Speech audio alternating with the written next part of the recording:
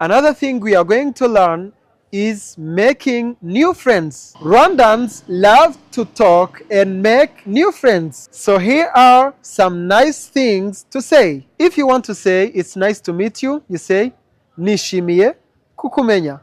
Nishimiye kukumenya or nishimiye guhura nawe. Another one is, do you have friends here?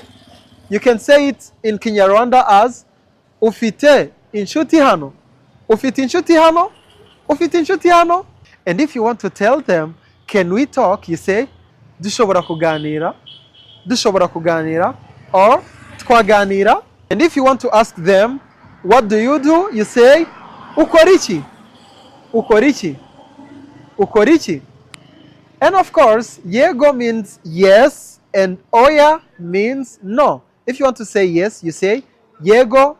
If you want to say no, you say oya. Congratulations, you are doing great. Now you can introduce yourself, say where you are from, and make a few friends in Kinyarwanda. It's all about connection and respect. Thanks for riding and learning with me. Murakoze cyane. Tuzongera ubutaha.